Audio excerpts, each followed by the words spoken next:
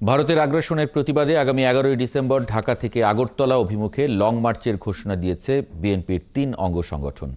দলের স্থায়ী কমিটির সদস্য গয়েশ্বর চন্দ্র রায় দাবি করেছেন, হাসিনা মুক্ত বাংলাদেশে নানা ষড়যন্ত্র করে সুযোগ নেয়ার চেষ্টা করছে ভারত। এদিকে সব সংস্কার শেষে নির্বাচন আয়োজনে ৩ থেকে ৪ মাসের বেশি সময় লাগার কথা নয় বলে মনে করেন বিএনপি নেতারা। রহিম রুমনের প্রতিবেদন। দেশের সাংবিধানিক বিভিন্ন প্রতিষ্ঠান সংস্কারের লক্ষ্যে বেশ কটি কমিশন গঠন করে অন্তর্বর্তী সরকার। সেই ধারাবাহিকতায় নির্বাচন ব্যবস্থা সংস্কারের লক্ষ্যে কাজ করছে একটি কমিশন, যেখানে নিজেদের মতামত ও পরামর্শ দিচ্ছেন রাজনৈতিক দলসহ বিভিন্ন অংশীজনেরা।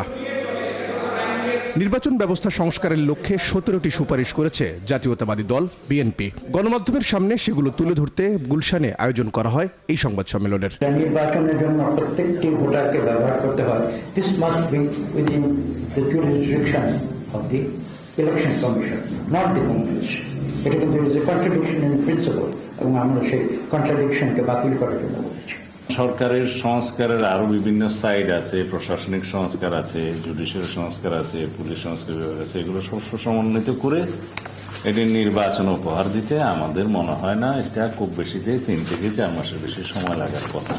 এর আগে সকালে প্রেস ক্লাবে এক আলোচনা সভায় দলের স্থায়ী কমিটির সদস্য গয়েশ্বর চন্দ্র রায় বলেন, ভারত বাংলাদেশের ভাবমূর্তি নষ্ট করতে যা করছে, বিশেষ করে ভিসা ও এলসি বন্ধের বিষয়গুলো দুই দেশের সম্পর্ক কোনো সুখকর অভিজ্ঞতা তৈরি করছে না।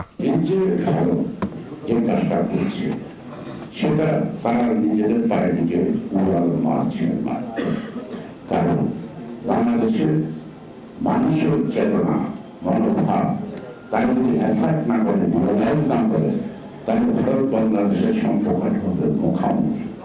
এদিকে নয়াপল্টনে যুবদল, স্বেচ্ছাসেবক দল ও ছাত্র দলের যৌথ সংবাদ সম্মেলনে ঢাকা থেকে আগরতলা সীমান্ত পর্যন্ত লং মার্চের ঘোষণা দেওয়া হয়। বাংলাদেশের দূতাবাসে হামলা, পতাকার অবমাননা, ভারতের মিডিয়ায় বাংলাদেশের বিরুদ্ধে চলমান তথ্য সন্ত্রাস এবং বাংলাদেশের অভ্যন্তরীণ বিষয়ে অযাচিত হস্তক্ষেপ থেকে বিরত রাখার দাবিতে স্মারকলিপি পেশ করেছি। যে কোনো প্রকার ভূখণ্ডের বিরুদ্ধে চক্রান্তের বিরুদ্ধে আমরা সর্বাবস্থায় সজাগ আছি। তাদের দাবি, 5ই আগস্ট শেখ হাসিনা পতনের পর থেকেই মিথ্যা অপপ্রচার চালিয়ে বাংলাদেশে বিশৃঙ্খলা সৃষ্টির চেষ্টা করছে ভারত। কথা বলার জন্যই তো রাজনীতি করছি। রহিম রুমন, 71, ঢাকা।